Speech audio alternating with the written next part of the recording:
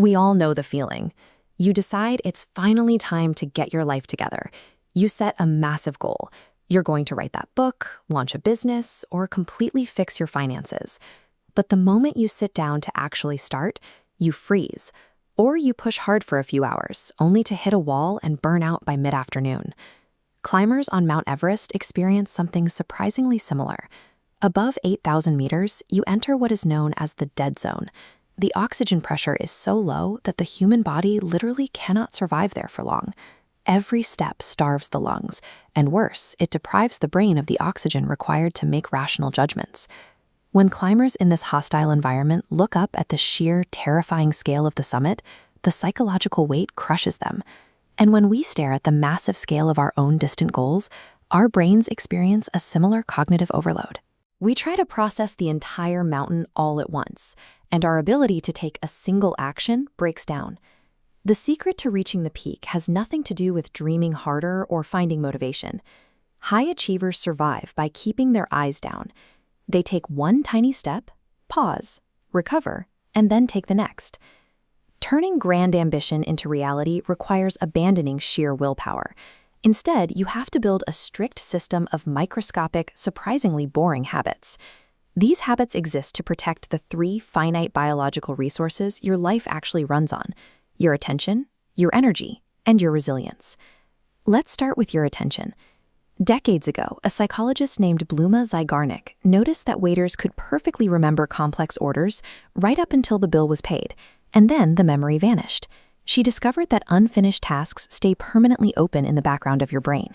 Every unread email or unresolved meeting acts like an open app on your phone, silently draining your mental processing power. To patch cognitive leaks, control your input. Process tasks through 4 buckets. Do it immediately, delegate it, date it, or delete it entirely. Forcing decisions into isolated time windows stops constant interruptions. It closes open loops, completely clearing memory space for deep, focused work. Sometimes the open loop isn't a task, but a messy, unresolved thought. Before you make a complex decision or step into a hard conversation, you have to clear that cognitive fog. The most effective way to do this is to manually write your thoughts down. There is a reason senior meetings at Amazon didn't start with someone presenting a slide deck. Executives would sit in complete silence, reading a written memo.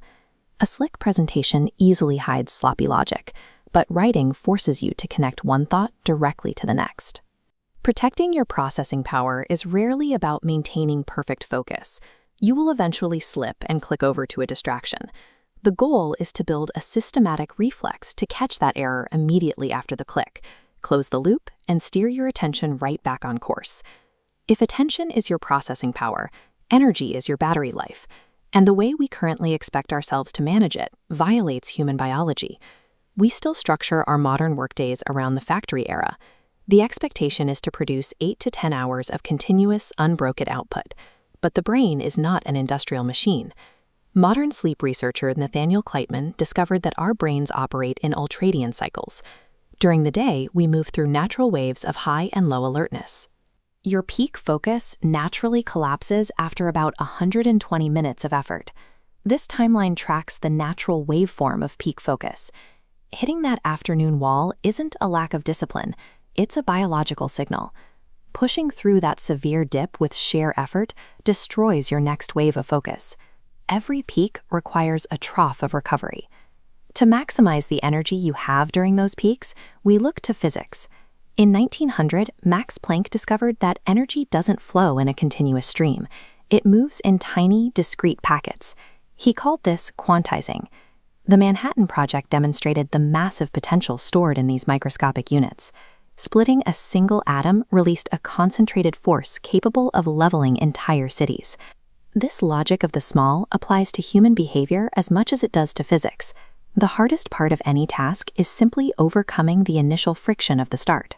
By breaking a goal down into an absurdly small unit, like writing one single sentence or 1 minute of movement, you bypass the brain's defense mechanisms and lower the activation energy required to move. And when your natural energy runs low, do not try to cheat the system with chemistry. Caffeine has a half-life of up to 6 hours. A late afternoon coffee might artificially mask your exhaustion, but half of that chemical is still circulating in your blood at bedtime, destroying the deep sleep you need for real recovery. Biological energy is strictly finite, and it only operates in waves.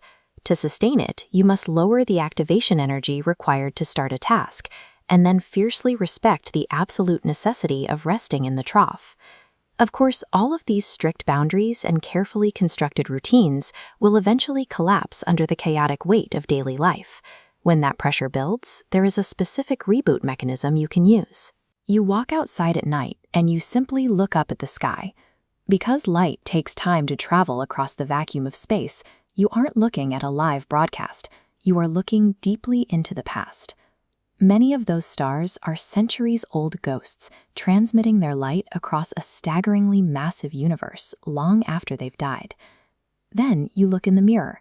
Science tells us that the exact same atomic stardust that forged those ancient galaxies also constructed your body.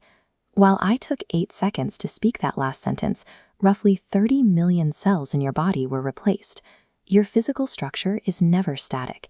It is a continuous process of renewal and exchange with the environment around you. Rooting yourself in these massive cosmic realities forces an immediate perspective shift. It radically shrinks the scale of your daily anxieties, generating the awe and gratitude necessary to keep your mind resilient under pressure. Even with the best frameworks in place, you are going to fail. Your habits will break, your energy will run out, and your ambitious plans will shatter.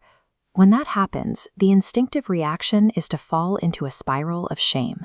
But aggressively prosecuting yourself over a mistake is an enormous, unnecessary drain on whatever mental processing power you have left. Self-forgiveness acts as a critical system reset.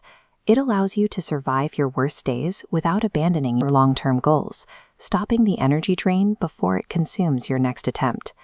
A massive, successful life is not built by flawlessly avoiding mistakes. It is built by relying on a small, deeply boring, and forgiving set of systems to constantly navigate your way back home.